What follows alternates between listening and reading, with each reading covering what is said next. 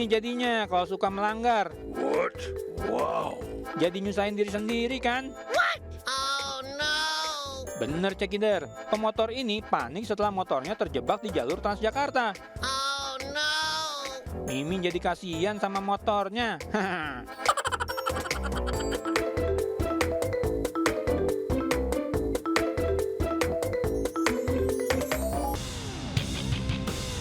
Aksi pencurian laptop di Sekolah Dasar Negeri Angke, Tambora, Jakarta Barat terekam kamera pengawas CCTV.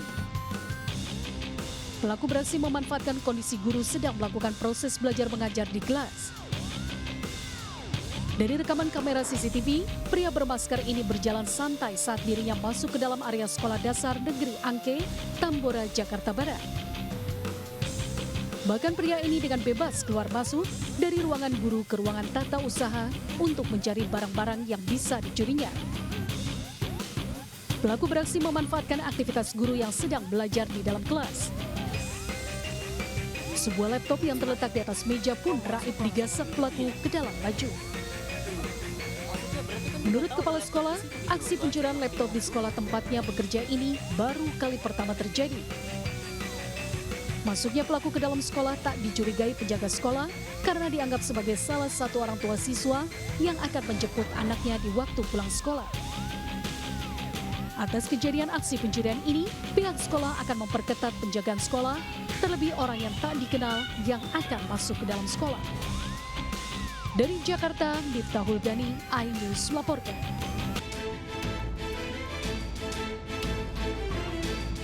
Seorang pemuda nekat masuk ke kantor masjid dan membobol 3 kotak amal berisi uang lebih dari 1 juta rupiah di Masjid Al-Mukarrabin, Kecamatan Wangi-Wangi, Kabupaten Wakatobi.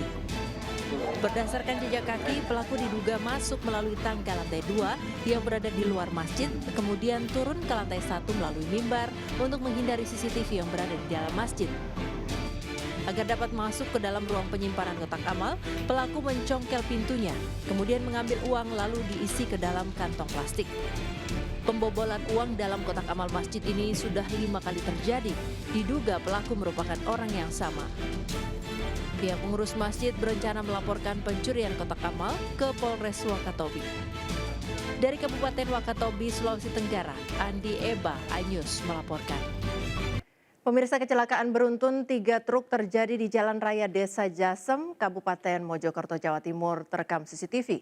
Beruntung tidak ada korban dalam kecelakaan ini. Dari rekaman CCTV terlihat sebuah truk kecil akan berbelok ke SPBU Jasem untuk mengisi BBM.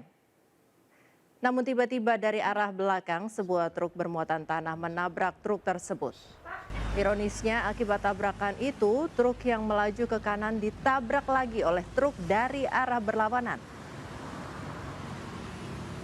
Meski tabrakan tersebut sangat keras, namun ketiga sopir truk hanya mengalami luka ringan.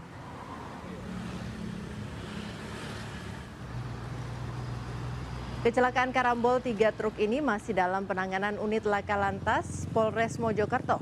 Kecelakaan diduga disebabkan oleh sopir truk bermuatan tanah yang tidak menyadari truk di depannya akan berbelok ke SPBU.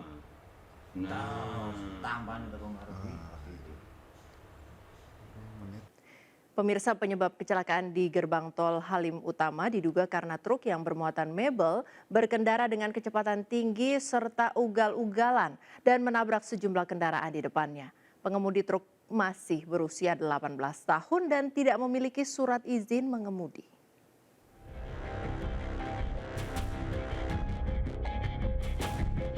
Dari video amatir terlihat truk bermuatan mebel tersebut menabrak bagian belakang minibus hitam yang berada di depannya usai terlibat cekcok. Usai menabrak, pengemudi truk kemudian tancap gas dengan kecepatan tinggi.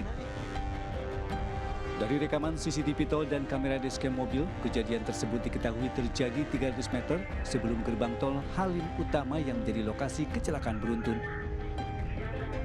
Sementara kondisi minibus hitam sendiri mengalami rusak pada bagian belakang dengan kaca belakang minibus pecah. Sepasang suami istri dan bayinya yang berada di dalam minibus tersebut selamat. Usai kejadian, truk mebel kemudian masih melaju dengan kecepatan tinggi hingga akhirnya menabrak sejumlah kendaraan yang sedang mengantri di gerbang tol Halim Utama. Sementara itu dari keterangan pihak kepolisian, supir truk engkel inisial IM baru berusia 18 tahun dan tidak memiliki surat izin mengemudi.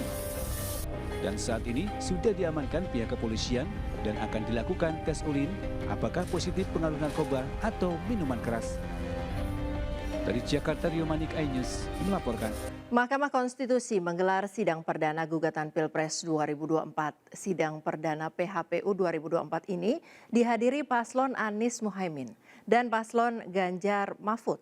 Para paslon ini meminta paslon Prabowo Gibran didiskualifikasi dan digelar pemungutan suara ulang.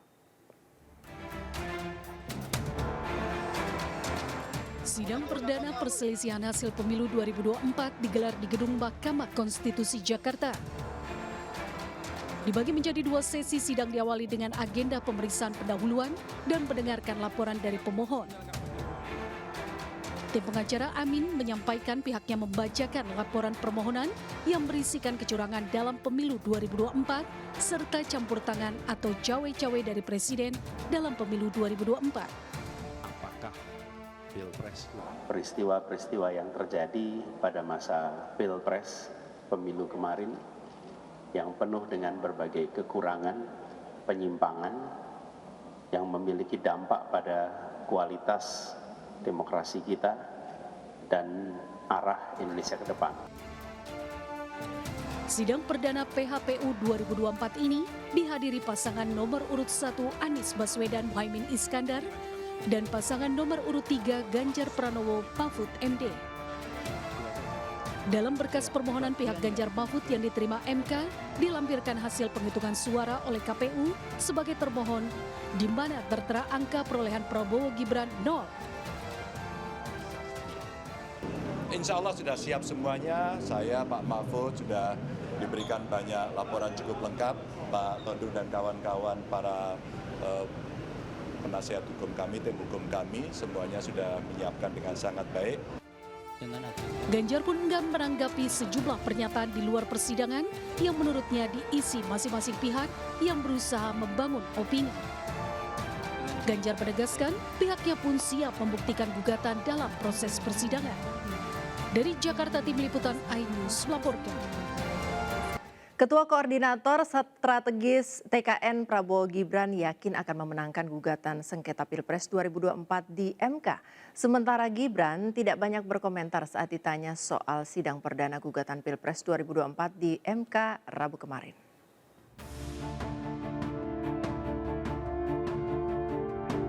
TKN Prabowo Gibran yakin akan memenangkan gugatan sengketa Pilpres 2024 di MK.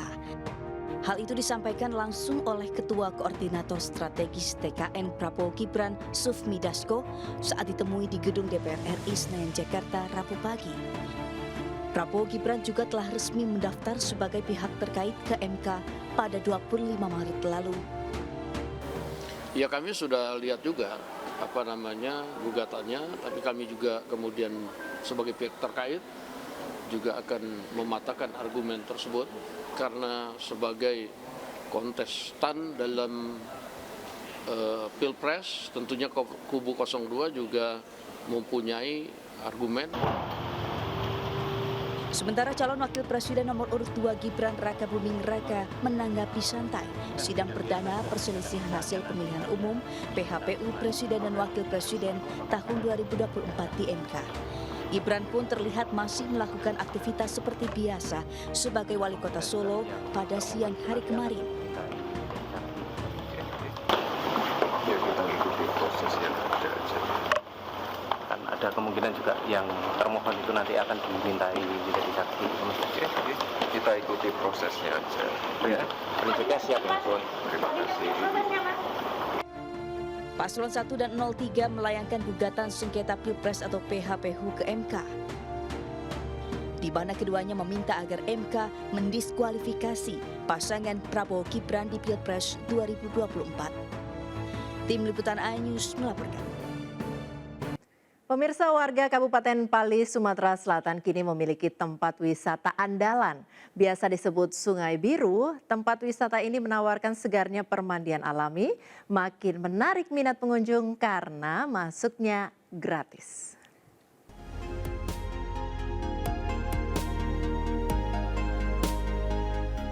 Sungai Biru dengan kesegaran alaminya ini menjadi daya tarik pengunjung. Dengan kedalaman yang hanya 80 cm hingga 1 meter, membuat pengunjung betah berlama-lama.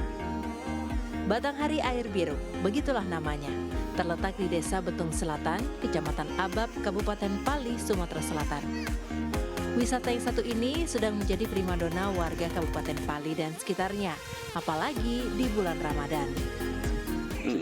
Sejuk. Enak kalau mandi? Enak. Ini gimana nih bayar sini mah? Sama parkir deh bayar. Cuma bayar parkir. Untuk mandi? Tidak, gratis. Gratis? Pihak pengelola tidak memungut biaya masuk dan mandi di Sungai Biru. Pengelola hanya mengambil distribusi parkir dan juga biaya kebersihan. Pengelola juga menyiapkan ban sewaan untuk pengunjung. Sejukan, kenyamanan. Keunggulannya apa nih sih? Keunggulannya kenyamanan, kebersihan sih, Kak. Air sungainya bersih ya? Bersih. Tertarik merasakan sensasi berendam di Sungai Biru? Anda bisa mengunjungi Desa Betung Selatan, Kabupaten Pali. Dari Kabupaten Pali, Sumatera Selatan, Disrun Silvana, iNews melaporkan.